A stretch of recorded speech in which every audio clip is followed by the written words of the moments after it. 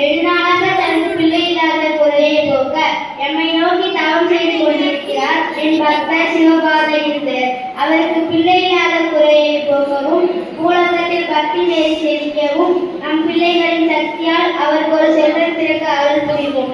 அந்த செல்வனே பூலோகத்தில் பக்தி நெறி செவித்து தலைத்து வளர இருப்பவன். நல்ல யோசனை சுவாமி, அப்படியே ஆகட்டும். ஓம் நமச்சிவாய. காட்சி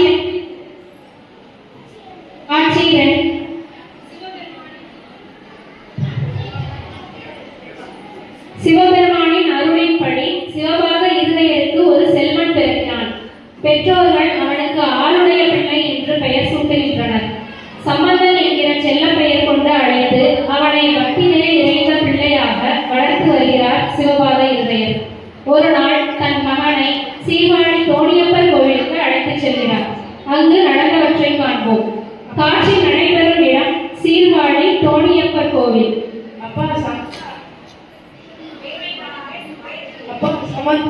இங்கே உட்கார்ந்துரு, நான் கோயில் குளத்துல போய் குளிச்சுட்டு வந்துடுறேன். சரிப்பா.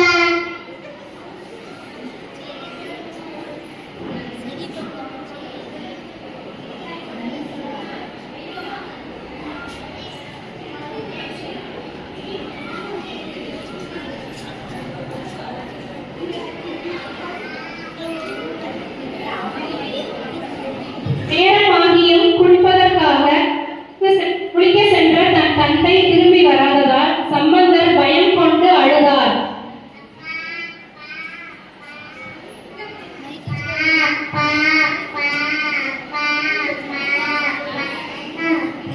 சிவனும் பார்வதியும் தோன்றுகிறார்கள்.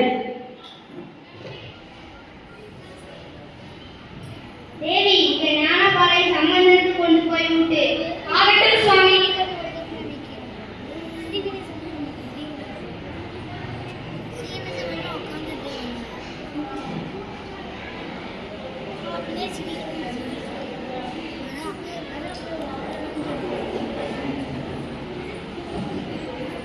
பால் ஊட்டிவிட்டு சிவனும் பார்வதியும் மறைந்து விடுகிறார்கள். சிறிது நேரம் கழித்து குளிக்க சென்ற தந்தை திரும்பி வருகிறார். என்னப்பா சம்பந்தா, இங்க வந்து நிக்கிற? என்ன உன் வாயில பால் கிடைச்சிருக்கு? யார் கொடுத்த எச்சில் பாலை குடிச்ச? எனக்கு அவங்களை இப்பவே காட்டு. என்ன அதோ என்ன ஏமாத்தவா பாக்குற? உன்னை நான் சைவ ஞான குழந்தையா வளர்க்கணும்னு நினைச்சேனே. ஆனா நீ கண்டவங்க கையில பால் வாங்கி குடிக்கிற. பால் கொடுத்தவங்க கையவனோ வஞ்சகனோ திருடனோ தெரியலையே. இறைவா, இது என்ன சோதனை? என்ன தோளுடைய செவியனா? விடையேறியோல் தூவன் மதிசூரியா? அப்படியா சிறுமாண்டா?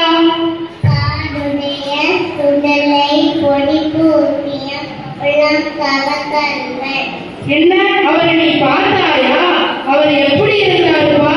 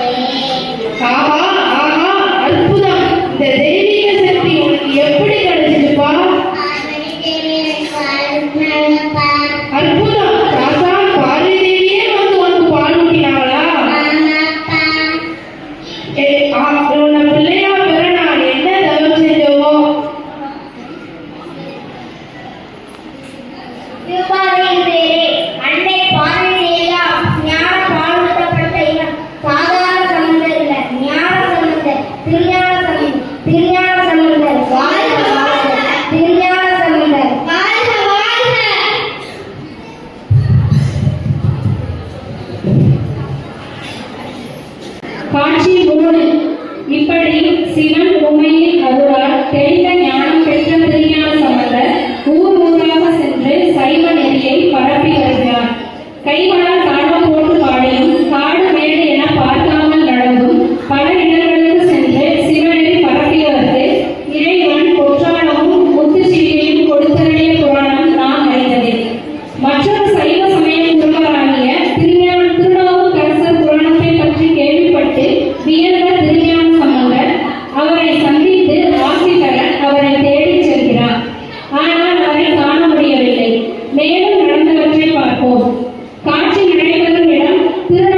திருநாவுக்கரசர் பிறந்த ஊரான திருவாவூர்.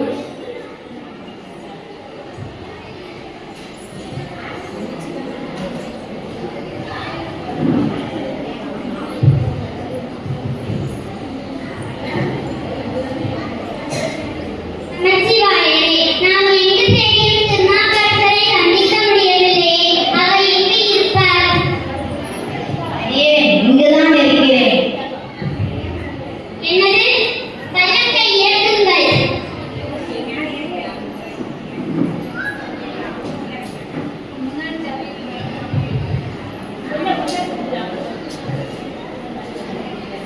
அப்பரே, கும்பிடுகிறேன். அடியே வணங்குகிறேன். அப்பரே, தாங்கள் என் பல்லக்கை சுமந்து என்னை பெரும்பாவத்திற்கு ஆளாக்கிவிட்டீர்கள். இல்லை, இல்லை. நான் பல பிறவிகள் செய்த புண்ணியத்தின் பலனை இன்றுதான் அடைந்து விட்டேன். அப்பரே, நான் தங்களை சந்தித்து ஆசி பெற வேண்டும் என்ற ஆவலோடு வந்தேன். ஐயனே, தாங்கள் பெற்ற அம்பிகையின் ஆசை விடவோ என் ஆசை பெரியது. இப்பூவுலகில் சைவநெறி தழைக்க என்னால் ஆன மட்டும் உழைப்பேன். தங்களுக்கும் உதவுவேன். மிக்க நன்றி. பாண்டி நாட்டிலிருந்து மங்கையர்க்கரசியார் அழைத்து விடுத்திருக்கிறார். சமணர்கள் ஆளும் பாண்டி நாட்டை அவர்களிடமிருந்து மீட்டு அங்கு சைவநெறி தழைக்க வேண்டும் என்று எம்மை அழைத்திருக்கிறார். திரு ஆலவாய் நோக்கியே என் அடுத்த பயணம். ஐயனே, தற்பொழுது நாளும் போலும் சரியான பார்வை இல்லையே. நவகிரகங்கள் சரியான பார்வையில் இருக்கும்போது போகலாமே. அப்பரே, உங்களுக்கு நான் எடுத்துக் கூறுவதா? முழுமுதற் கடவுளான சிவபெருமானை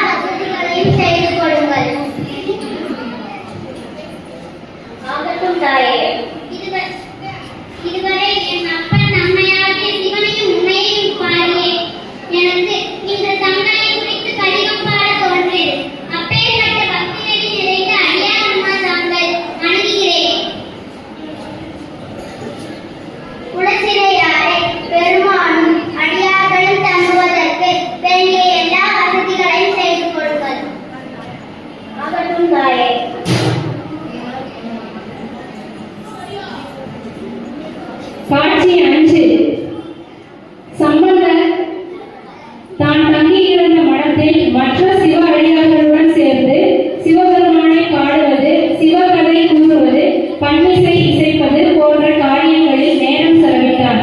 அப்போது ஒரு நாள் நடந்தவற்றை பார்ப்போம்.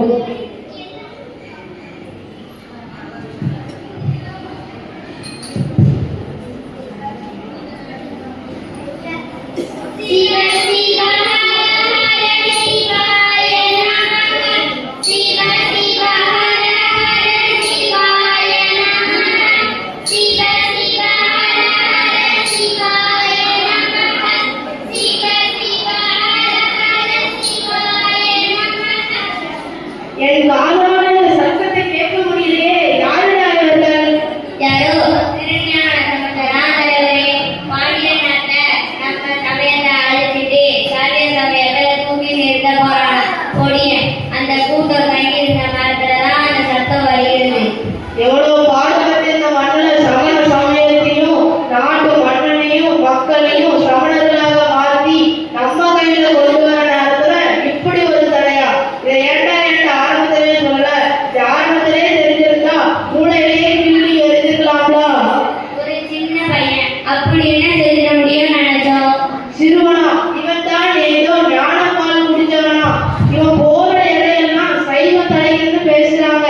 இவன்கிட்ட கொஞ்சம் எச்சரிக்கையா தான் இருக்கணும். இதை உடனே மன்னையிடம் சொல்லி இதோட குடுவு கட்டுவோம் வாங்க.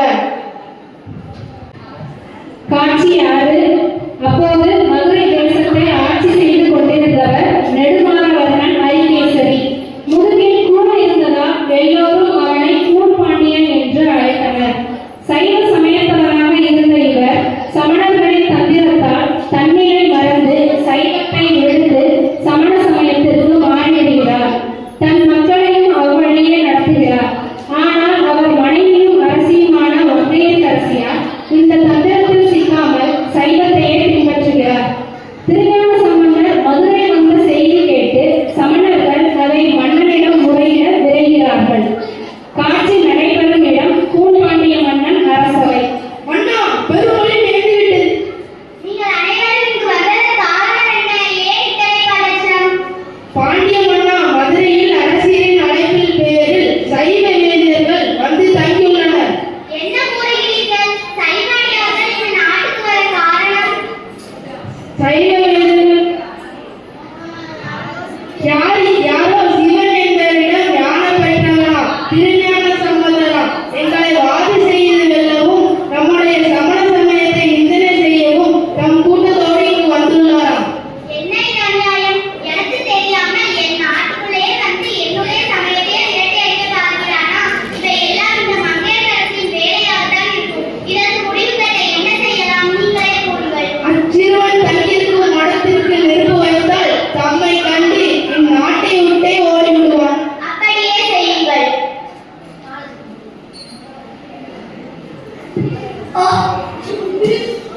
காட்சி 7. அன்றிரவு திருஞான சம்பந்தர் தங்கியிருந்த மடத்திற்கு சமணர்கள் நெருப்பு வைக்கிறார்கள். காட்சி நடைபெறும் இடம் சம்பந்தர் தங்கியிருக்கும் மடம்.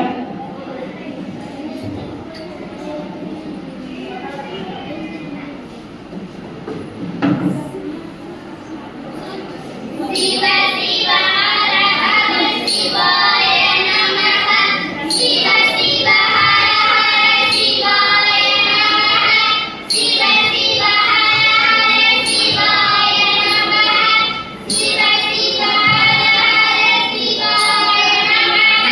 சிவ சிவ ஹர ஹர சிவாய நமஹ. சிவ சிவ ஹர ஹர பெருமாளை நம்மை அழிக்கும் பொருட்டு மந்திரமானவரே சமணர்கள் திருமணத்திற்கு தீ வைத்திருக்கிறார். வாங்கள் வெளியே தீ பற்றி எறிகிறது. வெளியே வாங்குங்கள் பெருமாளே. சற்று பொறுங்கள் அடியவரே. நான் வணக்கம் சிவபெருமானை இந்த நெருப்பிற்கு நடுவில் தான் இருக்கிறான். இதற்கு அஞ்ச வேண்டாம். இந்த நெருப்பு நம்மை ஒன்றும் செய்யாது. இந்த நெருப்பானது பையவே சென்ற பாண்டியருக்கு ஆகுக. ஓம் நமச்சிவாய. ஆவா, என்ன அற்புதம்! நெருப்பு அணைந்து விட்டதே. ஓம் நமச்சிவாய, ஓம் நமச்சிவாய, ஓம் நமச்சிவாய. காட்சி 8. திருஞான சம்பந்தர் நெருப்பை பார்த்து பையவே சென்று பாண்டியருக்கு ஆகுக என்று கூறியவுடன் அந்த நெருப்பு வெப்பு நோயாக மன்னன் கூன்பாண்டியனை பற்றிக் கொண்டது. வெப்பம்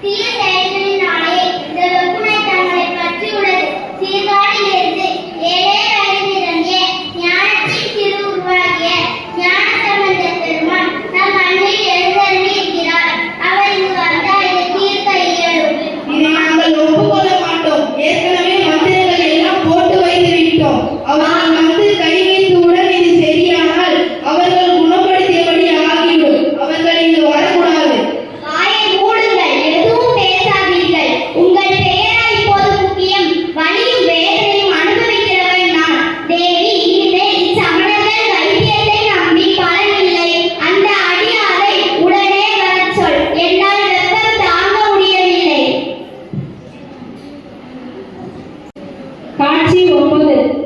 மன்னன் வேண்டுகோளின்படி திருஞான சம்பந்தரை அரண்மனைக்கு வரவழைக்கிறார் மங்கையர்க்கரசியார். காட்சி நடைபெறும் இடம் அரண்மனையில் அரசரின் ஓய்வு அறை.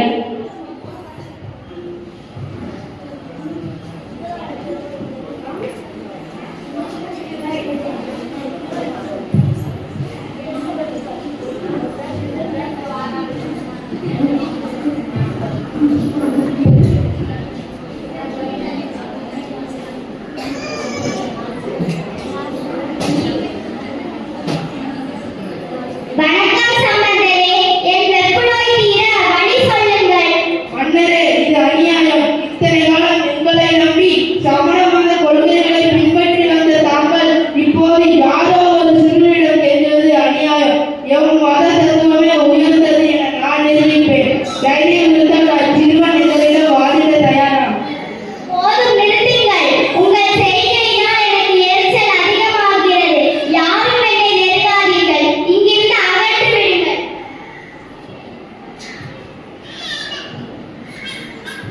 அரசே, முதலில் தங்கள் நோய் தீர சம்பந்தர் பெருமான் அருள் செய்வார். அதன் பின் இச்சமணர்கள் வாது செய்து இவரை வெல்ல முடியுமா என்பதை பார்ப்போம். தேவி, நீ வருந்த வேண்டாம். இன்றே ஒரு முடிவுக்கு வருவோம். என்னை பற்றியிருக்கும் நோயை இவர்கள் இருவரும் தனித்தனியே முயன்று தீர்க்க வேண்டும். என் உடலில் வலப்பக்கத்தில் இடது பாகத்தில் பற்றியிருக்கும் நோயை சமணர்களும் வலப்பக்க நோயை சம்பந்தரும் தீர்க்க வேண்டும். நோய் தீர்த்தவரே வாதில் வென்றவர் ஆவார். போதும், நிறுத்துங்கள். உங்கள் செய்கையினால் எனக்கு எரிச்சல் அதிகமாகிறது. போங்கள் அந்த பக்கம். சம்பந்தரே, நீங்கள் என் வெப்பு நோயை தீர்க்க முயற்சி செய்யுங்கள். இதை போக்க வேறு எதுவும் தேவையில்லை. திரு ஆலவாய் இறைவனின் திருநீரே போகும். மங்கையர்க்கரசியார் தாயே, திரு ஆலவாய் ஆலயத்தின் மடப்பள்ளியில் இருந்து சிறிது சாம்பல் கொண்டு வர ஏற்பாடு செய்யுங்கள். அகட்டும் சுவாமி.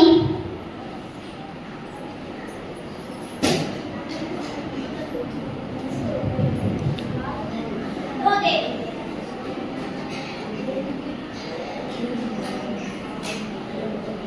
எப்பேற்பட்ட நோயாயினும் இறைவனின் திருநீரே அதை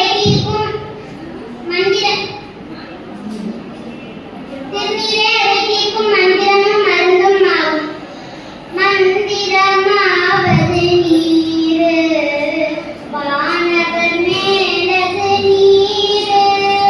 சுந்தரமாவது நீரு, துதிக்கப்படுவது நீரு. தந்திரமாவது நீரு, சமயத்தில் உள்ளது நீரு. செந்துகமாயுமை பங்கன் திரு ஆலவாயாம் திருநீரே.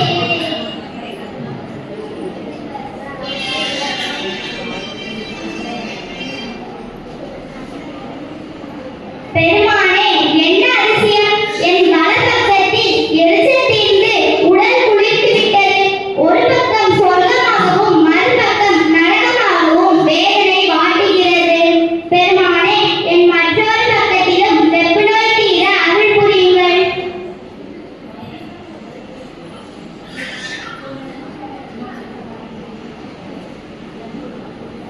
ஆஹா, அற்புதம் அற்புதம்! பல நாள் பட்டினி கிடந்தவனுக்கு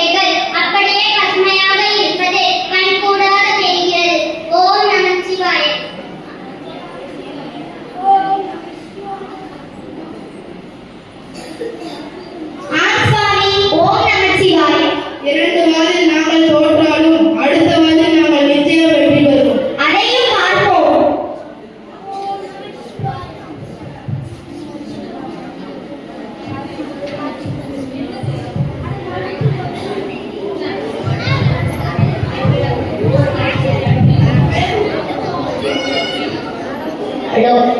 காட்சி 11. அனல் வாதத்தில் வென்ற திருஞான சம்பந்தர் புனல் வாதத்திற்கும் தயாராகிறார்.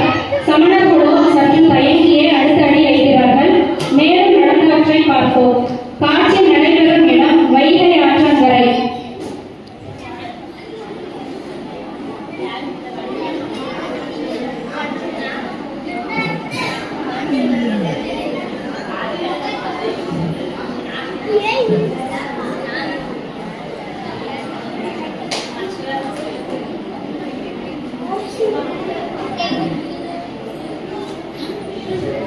Sorry.